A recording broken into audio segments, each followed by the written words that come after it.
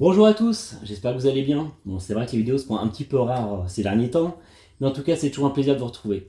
Après un an d'utilisation de ce fameux Taurus TX22, je crois qu'il est temps de vous le présenter en bonne et due forme, en y ajoutant mon retour d'expérience sur ce super gun en 22 LR de chez Taurus. Allez, c'est parti.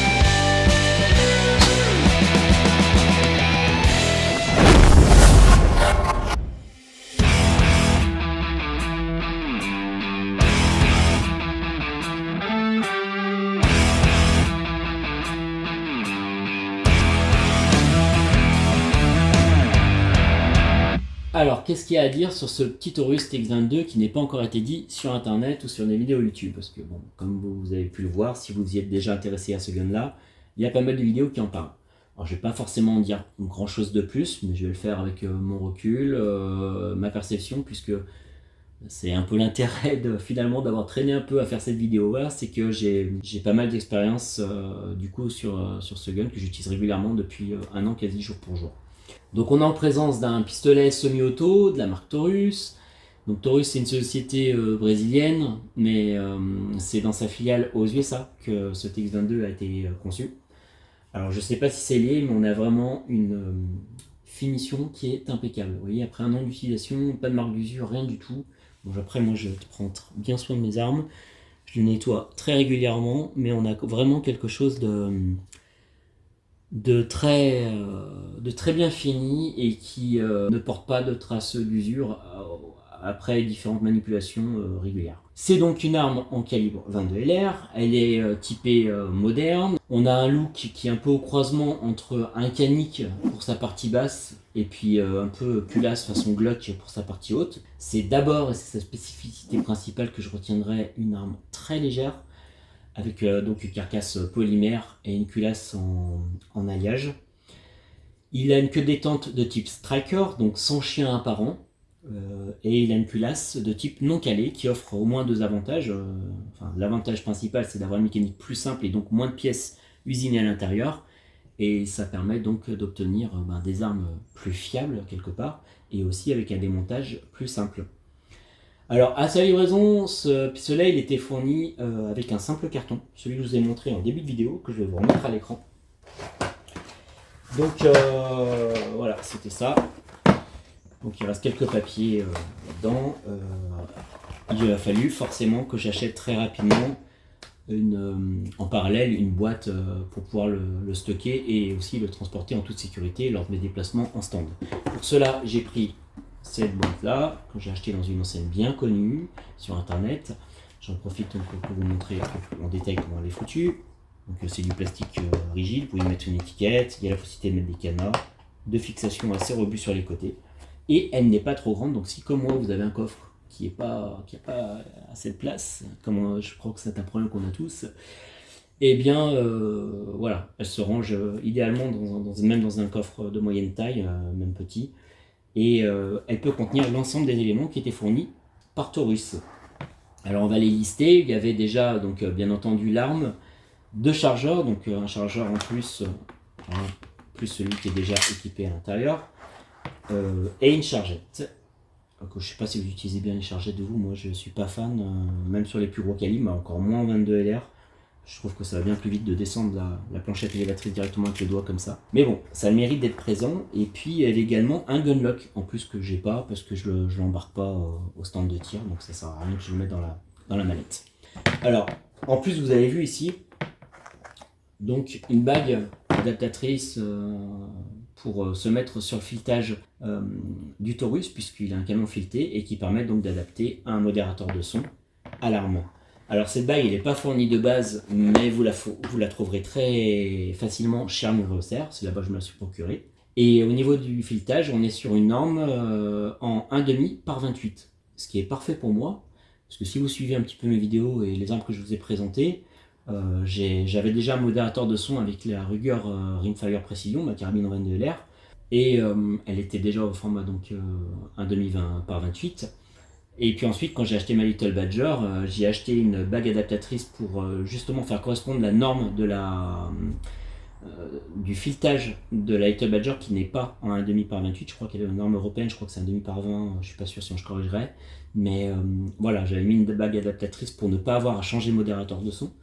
Et puis du coup, ben là c'est pareil, j'ai pas souvent tiré au 22 LR pistolet avec un modérateur de son, puisque généralement vous vous retrouvez avec un pas de tir avec d'autres personnes qui tirent avec des plus gros calibres, donc ça n'a pas forcément d'intérêt de tirer avec un modérateur de son sur son pistolet, si ce n'est quand vous êtes plus que 2 ou 3 à tirer au 22 sur le pas de tir, ou que vous êtes tout seul, bon, au moins ça vous permet de ne pas avoir besoin de tirer avec un casque, surtout dans ces périodes très estivales caniculaires. Alors si on regarde un peu plus près Taurus, déjà je suis en condition de sécurité, mais pour la forme on va de nouveau checker ensemble comme je le fais habituellement que l'arme est safe. Donc durant toutes les manipulations que vous verrez, j'utiliserai des cartouches de manipulation justement, qui sont en plastique, qui contiennent ni amorce, ni poudre, ni ogive, je pense que vous connaissez, ça existe pour tous les calibres, et elles sont en plastique, voilà, et au calibre 22 LR. Et c'est d'autant plus intéressant, je trouve, pour le 22, puisque on est sur présence de percussions annulaires, et si vous avez des pistolets en 22, voilà, ou même avec des carabines, si vous voulez éviter de tirer à sec, par exemple lorsque vous êtes en fin de session de tir au stand, vous allez vouloir certainement relâcher la percussion qui est peut-être en tension, si c'était pas votre dernier tir. Ou tout simplement, comme particulièrement sur ce Taurus TX22, qui nécessite lors de son démontage, si vous le nettoyez comme moi après chaque séance, vous allez devoir armer un petit peu la culasse, en tout cas la reculer, et il s'arme très facilement, à peine vous êtes à l'arrière, vous avez entendu le clic, on est armé, donc d'où l'intérêt d'avoir une munition de manipulation pour pouvoir remettre au repos le percuteur sans abîmer votre arme en faisant taper le percuteur à sec. Alors, on verra ça, le démontage, un peu plus tard dans la vidéo. Mais si on revient sur sa présentation globale, alors ce pistolet, comme je vous le disais, il est très léger, et il est surtout très ergonomique aussi, avec une poignée qui possède un grip qui est pas très prononcé, il n'y a pas énormément de relief, mais alors vraiment il est de super qualité. Il est en plus estampillé avec le logo de la marque, mais il est doux, mais en même temps il est très efficace, et j'ai vraiment une super prise en main. Pour tout, rien de vous cacher, je sais pas si c'est la bossette qui fait, ou toute l'ergonomie globale de cette poignée qui fait ça, mais je crois que de toutes mes armes, c'est vraiment, ou toutes celles que j'ai essayées, c'est vraiment celle sur laquelle j'ai la meilleure préhension au niveau du grip et au niveau de sa poignée. Il possède justement, à propos de préhension, de strict préhension à l'avant et à l'arrière, comme toutes les armes modernes, et son chargeur est en simple colonne de conception polymère, mais avec une capacité de 16 coups. Et ça, c'est juste énorme. Parce que comme vous le savez certainement, la plupart des 22 LR sur cette gamme de prix, en tout cas, ils sont généralement avec une capacité bien inférieure à ça. Et d'ailleurs, c'est assez rare qu'on dépasse les 10 coups. Autre gros avantage de ce gun, c'est qu'il cycle avec des cartouches semi-auto standard. Pas besoin, contrairement à un paquet d'autres marques et de modèles, de devoir s'équiper exclusivement de cartouches High Velocity. Moi, clairement, ici, j'utilise depuis toujours, en fait, avec ce gun-là, des CCI 22LR standard Velocity. Elles marchent parfaitement bien. Vraiment, je tiens à souligner que, pour le coup, mais j'ai vraiment jamais eu aucun enrayement avec cette arme. J'ai toujours utilisé les CCI standards, à vrai dire. Si, une fois, j'avais testé, quelqu'un voulait vérifier si ses munitions étaient bonnes ou pas, je sais plus quelle marque c'était, j'ai testé, mais c'était des munitions spéciales carabine, il se retrouvait au pas de tir pistolet automatique, forcément ça manque un peu de peps, et il voulait que je vois si ça cycle sur le mien, et ça cyclait pas non plus. Mais évidemment, c'était pas des munitions orientées armes de poing. Le seul petit point faible que, si on revient sur cette arme, ça va être sur sa queue de détente qui mériterait quand même d'avoir eu une petite optimisation. Alors, c'est surtout au début que je me suis rendu compte de ça. C'est sûr que je pouvais pas espérer avoir la même qualité de queue de détente que j'ai sur la Ruger ou sur mon Beretta 92X, qui est un bloc détente vraiment spécifique pour ça, et puis spécialement pour le tir sportif. Là, on a une queue détente qui est pas approximative, parce qu'une fois qu'on y a pris l'habitude, on arrive vraiment à savoir où est-ce qu'elle va lâcher. D'ailleurs, comme je suis en condition de sécurité avec cartouche de manipulation, je vais pouvoir vous montrer. On va dire que la course est un tout petit peu longue. La queue détente, je sais pas en quelle matière elle est exactement, mais ça doit être du polymère, ouais. Ce qui fait qu'on n'a pas une sensation vraiment de quelque chose d'ultra costaud, même si, bon, elle flotte pas sur les côtés non plus. La course est un peu longue, c'est assez franc au niveau du lâcher, mais on aurait espéré un petit peu mieux. Encore une fois, je vous le dis, c'est son seul petit point faible et qui disparaît très vite quand on commence à prendre l'habitude de tirer avec. On a une hausse qui est réglable en élévation et en dérive, et elle tient carrément bien le réglage. Alors, pareil, là aussi, pas de la même précision au niveau du réglage que je peux avoir sur le Beretta 92X, mais c'est vraiment une hausse qui fait le boulot. Elle bouge pas, et puis vous arrivez facilement quand même à régler à votre arme. On a une sécurité qui est ambidextre, à condition que l'arme soit armée. Donc là, voilà, vous voyez, des deux côtés, je peux mettre en sécurité. Ça aura pour effet de bloquer l'action sur l'arme. On y trouve également un rail Picatinny en dessous du canon, idéal pour ceux qui voudraient positionner une lampe ou un pointeur laser ou un combo des deux. À gauche, on a l'arrêtoir de culasse. Voilà. Donc, je la retiens un peu parce que comme il n'y a pas de munitions. C'est pas ambidextre, mais ça sera parfait pour un droitier comme moi. Il est, je pense, temps maintenant de passer à son démontage. On a fait le tour un petit peu global de l'arme sur l'extérieur. Le bouton poussoir, oui, j'ai oublié de le dire, il est positionné à gauche idéalement. Voilà, aussi, voilà. Allez, on va passer à son démontage. À tout de suite. Allez, procédons au démontage de ce Taurus TX22. Alors, ça n'intéressera pas tout le monde. Ceux que ça n'intéresse pas, n'hésitez pas à cliquer sur le chapitrage que j'ai mis en vidéo pour passer directement à la conclusion. Pour les autres, on va voir ensemble comment le faire. Sachant que je vais vous donner une petite astuce justement sur ce Taurus TX22, puisque, comme je vous l'ai fait comprendre sur la première partie de la vidéo, lorsqu'on doit le démonter, il faut faire pression sur la queue de détente, et donc on risque de percuter à sec. Et on va utiliser cette cartouche de manipulation, et de la bonne manière pour pouvoir démonter en toute sécurité son arme sans jamais l'abîmer. Donc comme elle est avec une culasse non calée, elle a moins de pièces usinées à l'intérieur, donc elle est plus simple à démonter, et vous allez pouvoir la démonter quasiment de la même manière que vous le feriez avec une arme de plus gros calibre. Donc pour ce faire, on retire normalement le chargeur, c'est la première étape. Sauf que moi, la petite astuce que je vais vous donner, si vous en avez une, vous allez mettre une cartouche de manipulation, chambrer cette cartouche et ensuite retirer le chargeur. Faites-le bien dans cet ordre-là. Ensuite, on va tirer légèrement la culasse à l'arrière Et en même temps, on va actionner la commande de déverrouillage qui se trouve ici. Vous voyez, là, je le mets ici. Donc, on recule un peu la culasse et on tire, voilà, jusqu'à ce que ça se désolidarise. Et ça le fait, mais en fait, qu'à partir du moment où vous allez appuyer sur la queue de détente. Et c'est là où il y a l'intérêt d'avoir placé une cartouche de manipulation pour ne pas avoir tiré à sec sur son 22 LR. Ensuite, on libère la culasse de la carcasse. C'est rapide, on prend vite le coup de main. Et vous voyez ici la possibilité de retirer donc la tige guide et le ressort récupérateur. Et on peut également retirer le canon. Le canon que je vais vous montrer en plus gros plan. Donc je ne sais pas si ça va focus, si vous allez voir, voilà. Et donc il est fileté à l'avant et c'est vous retirez cette bague en fait et à la place vous mettez celle que je vous ai montrée en début de vidéo pour mettre un modérateur de son. Ensuite on procède au remontage dans l'autre sens, donc forcément il y a la cartouche de manipulation qui est sortie. Hein. Donc on passe au remontage, on place le canon. Ensuite, la tige guide et son ressort récupérateur qui peuvent être désolidarisés l'un et l'autre, hein, mais pas forcément nécessaire pour être nettoyés. Et ensuite, on rapproche les deux éléments, on tire à l'arrière. Voilà, l'arme est à nouveau remontée. Et puis parce qu'on va faire les choses bien jusqu'au bout, on va remettre à nouveau cette cartouche de manipulation. Voilà, l'arme est au repos, elle a été démontée et remontée. Tout est parfait. Vous n'avez pas eu besoin de tirer à sec. C'est parti pour la conclusion. Alors que dire en synthèse sur ce Taurus TX22 américano-brésilien?